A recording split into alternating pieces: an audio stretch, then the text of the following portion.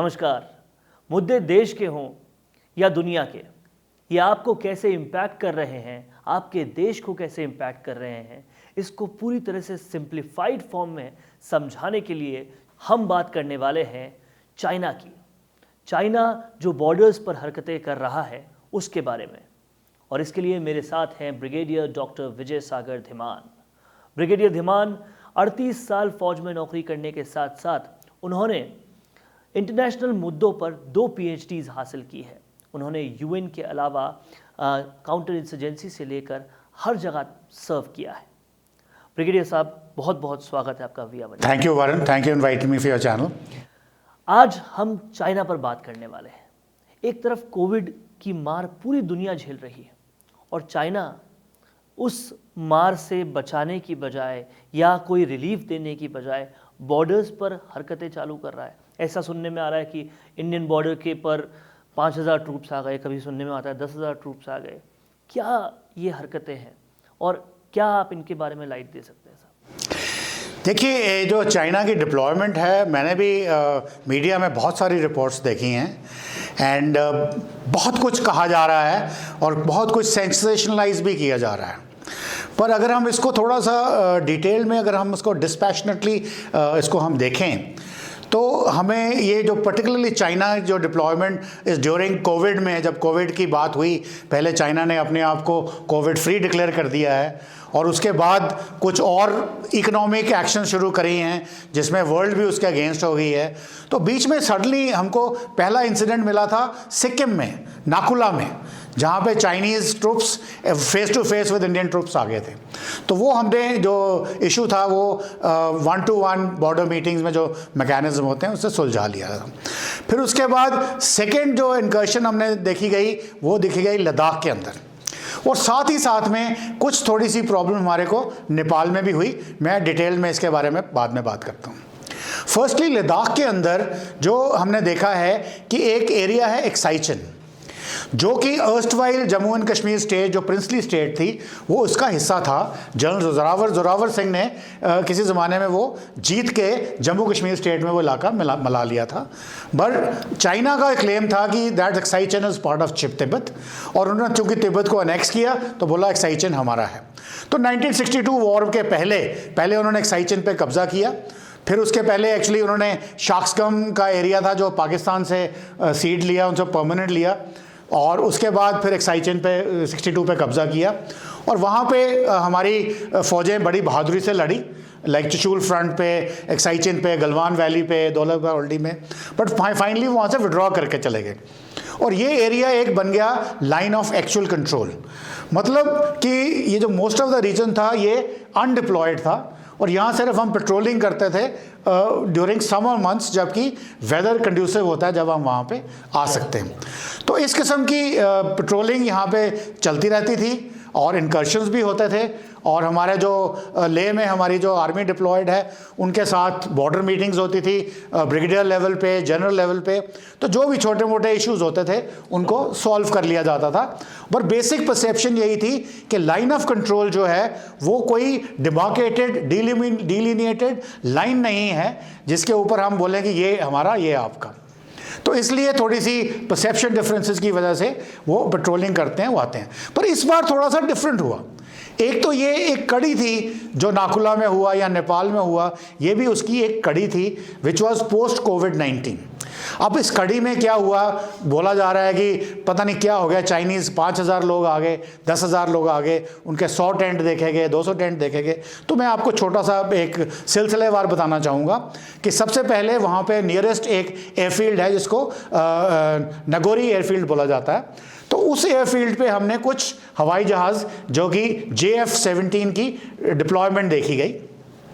उसके अलावा कुछ कंस्ट्रक्शन वर्क्स देखे गए उस एयरफील्ड के ऊपर, जो कि एक एयरफील्ड या ALG भी कह सकते हैं, और एक छोटी सी आधी रनवे भी देखी गई। तो ये अनुमान लगाया जा सकता है कि हो सकता है कि उस एयरफील्ड को उन्होंने अपग्रेड करने की कोशिश की हो और एक समर लेवल, एक्सरसाइज लेवल पे डिप्लॉयमेंट करी हो, और वो जो एक एडिशनल हाफ रनवे वो शायद हेलीकॉप्टर्स के ऑपरेशंस के लिए बनाई गई हो। उसके अलावा उससे जब हम ऊपर चलते हैं तो हमारे पास आती है पेगोंगसो लेक। अब ये पेगोंगसो लेक, पेगोंगसो का मतलब लेक ही होता है, पेगोंगसो या पेगोंग लेक, ये एक बड़ी longitudinal see east to west running lake है और इसके अंदर 2/3 एरिया जो है वो सपोजिटली चाइना के पास है और 1/3 हमारे ऊपर है। तो इसमें कुछ हमारे फिंगर्स एरियाज हैं, फिंगर्स मार्क्ड हैं जो वाटर के अंदर प्रोट्रूड करती हैं, और कुछ पेट्रोलिंग पॉइंट्स मार्क्ड हैं।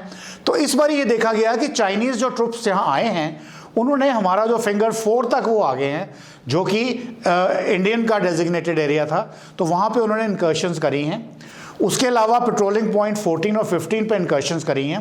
बट सबसे इंपॉर्टेंट जो चीज़ है कि लेक के अंदर उन्होंने अपने वाटर विंग में एक बड़ी हाई स्पीड सोफिस्टिकेटेड बोट्स के साथ आना शुरू किया है, जो स्पीड भी देती हैं एज वेल एज ट्रुप्स के डिप्लॉयमेंट के लिए भी मदद करती हैं। फिर उसके बाद उसके और ऊपर नॉर्थ चलते हैं तो एरिया आता है हॉट स्प्रिंग्स, तो वहाँ पे भी इनकी काफ़ी सारी इंकर्शंस हुई हैं। तो हॉट स्प्रिंग्स के जब ऊपर चलते हैं तो हमारी आती है गलवान वैली। तो गलवान वैली में जो हमारी सैटेलाइट फोटोग्राफ से हमें पता चला है, हमने वहाँ देखा है कि एक जमगढ़ था कोई 60 टेंट्स का और एक जमगढ़ का था करीबन कोई 30 टेंट्स का। अभी बोलने में ये आ रहा है कि 5000 सैनिक आ गए, 10,000 सैनिक आ गए। मैं आपको बता दूँ इतने टेंट्स में 10,000 सैनिक नहीं रह सकते। तो इसका मतलब कि ये उस किस्म की डिप्लॉयमेंट यहाँ पे नहीं है परमानेंट जो बताई जा रही है, और ये टेंट्स हैं, और टेंट्स ये डेफिनेटली विंटर्स में सस्टेन नहीं कर सकते। तो ये मेरे ख्याल में, जो मेरे हिसाब से जो मैंने इंटरनेट पे देखा है, मेरे हिसाब से ये एक BDR एक पैरामिलिट्री फोर्स है, जैसे हमारी CAP होती है, ITBP होती है, उनकी एक BDR है। उसके करीबन कहते हैं 1500 के तकरीबन जवान वहाँ पे हैं, और ये जवान जो हैं ये सारे के सारे हैवी लिफ्ट इक्विपमेंट में लाए गए, जबकि उसमें उस ट्रांसपोर्टेशन सिस्टम में लिफ्ट इक्विपमेंट लाना चाहिए था, मगर शायद उनको छुपा करके जवानों को उसके अंदर चढ़ा के लाया गया। और उसके बाद जब और नॉर्थ चलते हैं तो हमारे पास डेप्सोंग वैली आता है, फिर उसके बाद दौलत बे गोल्डी के सामने का एरिया आता है, और फिर कोराकरम आता है।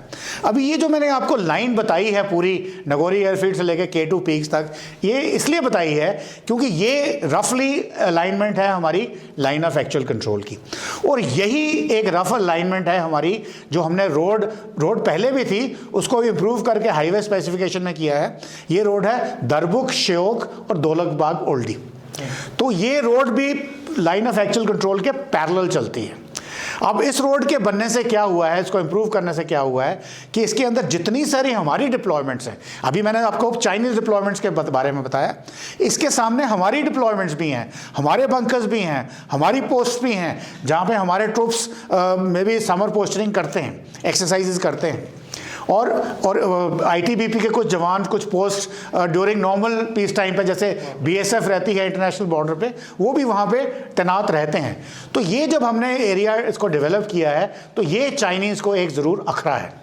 परंतु सोचने की बात यह है कि इंडिया ने ये 255 किलोमीटर की रोड बनाई है और चाइनीज़ इसको ऑब्जेक्शन करना चाहते हैं, और वीज़ा भी चाइना ने किया कि है। चाइना का जो बॉर्डर है starting from Arunachal to Siachen, वो आता है 3488 किलोमीटर्स। तो उन्होंने तो इसका पूरी की पूरी रोड पे अपनी हाईवे बना रखी है, रेलवे प्रोजेक्ट्स चल रहे हैं, लेटरल रोड्स बनाई हैं। तो चाइना को इसकी इस इंफ्रास्ट्रक्चर में आने की चाइना को कोई प्रॉब्लम होनी नहीं चाहिए।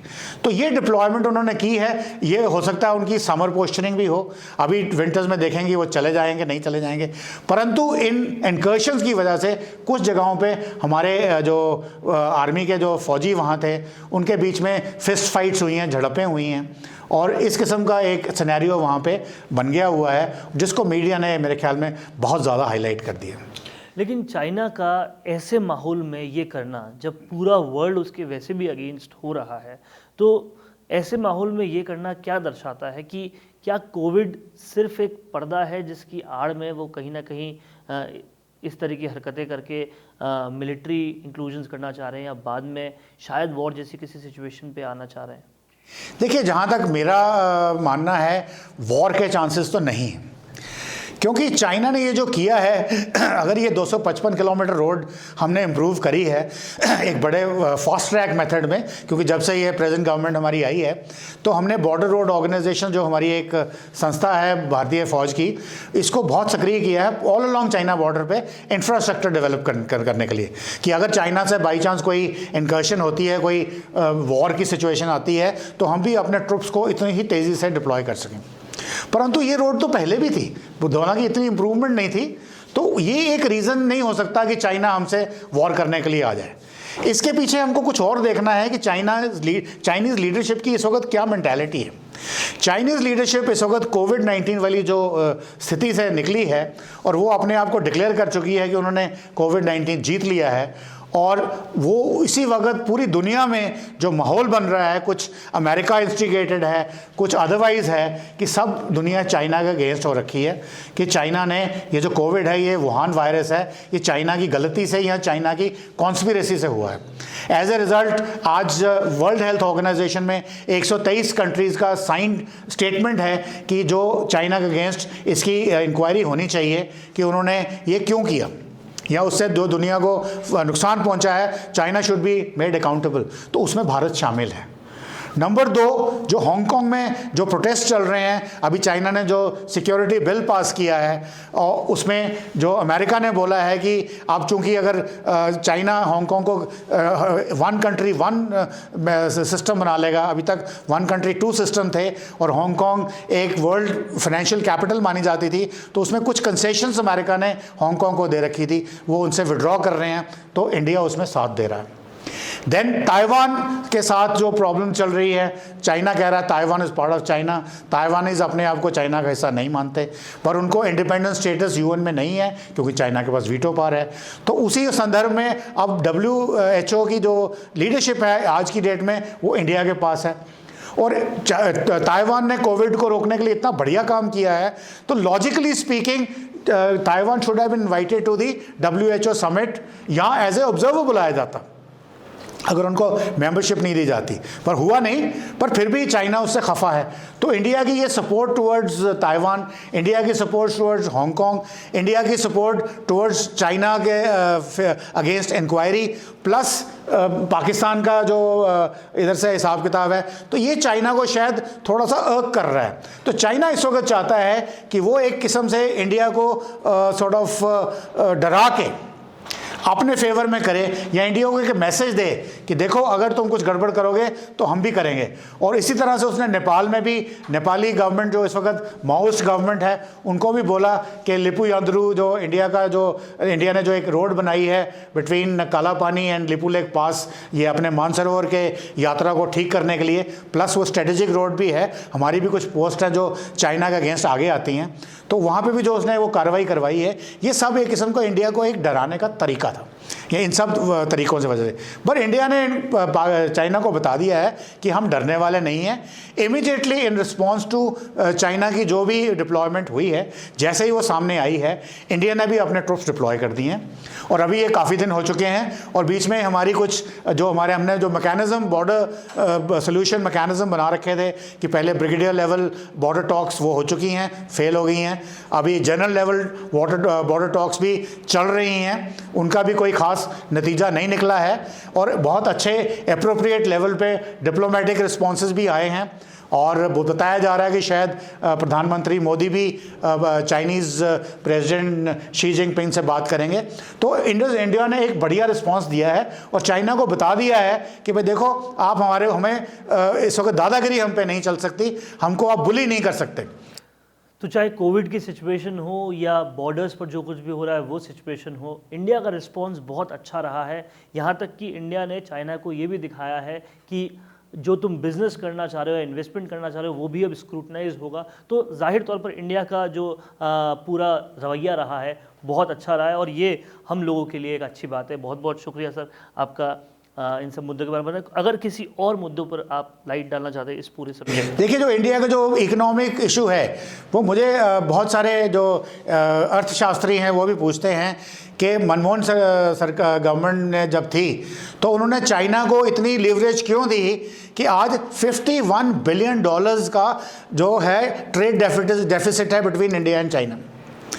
तो ये मोदी गवर्नमेंट ने maybe in correlation to the rest of the world जो भी हो रहा है, उन्होंने ये शुरू कर दिया है कि उन्होंने बोला कि आज के बाद जो चाइना की जो इन्वेस्टमेंट इंडिया में आएगी वो पहले उससे गवर्नमेंट क्लियरेंस लेनी पड़ेगी। उन्होंने ये नहीं बोला कि इन्वेस्टमेंट नहीं आने देंगे, बट उन्होंने बोला स्क्रूटनाइज होगी, और ये is as per the WTO agreements. हालांकि WTO ये जो भी अमेरिका की यूनिलैटरल मूवमेंट्स चल रही हैं, वो WTO की भी जो क्या बोलते हैं उसकी जो गाइडलाइंस हैं या उनकी जो प्रामाणिकता है उसके ऊपर भी प्रश्न चिन्ह उठता है। बट फिर भी एट ए डिप्लोमेटिक लेवल अगर ये इकोनॉमिक मुद्दा भी है तो इंडिया एक बहुत मेच्योर्ड रिस्पॉन्स दे रहा है। हालांकि विद इन दी कंट्री हमारे यहाँ पे एक नई डिबेट शुरू हो चुकी है कि हम लोग मेड इन चाइना को बाइकआउट करें। तो खैर वो बाइकआउट हम इंडिविजुअल लेवल पे हम कर ही सकते हैं, बट फिर भी मैं आपको ये बता दूं कि जो हमारे हायर लेवल्स हैं जिसको हम यूनिकॉर्न 30 बोलते हैं, उसमें चाइना ने बहुत पैठ बना ली है। चाइना ने हमारे बड़ी बड़ी कंपनियों में बहुत सारे शेयर्स खरीद लिए हैं, और ये मोस्टली स्टेट ओन्ड एजेंसीज ने खरीदे हैं। अब उसको हम कैसे करेंगे ये हम नहीं कह सकते, बट आज की डेट में चाइना को मैसेज ज़रूर चला गया है कि गवर्नमेंट चाहे कुछ करे ना करे, बट जो भारत के नागरिक हैं उन्होंने मेड इन चाइना का बहिष्कार डेफिनेटली शुरू कर दिया है, और इससे चाइना की जो लीडरशिप है उसके लिए एक बहुत ज़बरदस्त खतरे की घंटी है। तो जाहिर तौर पर इंडिया की लीडरशिप और इंडिया के लोग, चाहे सिचुएशन कोविड की हो या चाइना के व्यवहार की, सबका बहुत ज़बरदस्त जवाब दे रहे हैं, और ये हम सब के लिए एक राहत की बात है, एक अच्छी बात है। Thank you so much sir, आपने सभी मुद्दों पर बहुत लाइट डाली और हमें बहुत आसानी से समझाया कि ये सारे मुद्दे क्या हैं और कैसे हम पे इम्पैक्ट डाल रहे हैं। हम ऐसे ही अंतर्राष्ट्रीय मुद्दों का विश्लेषण करते रहेंगे और बहुत ही सिंप्लीफाइड तरीके से आप लोगों को इन सारे मसलों पर समझाते रहेंगे।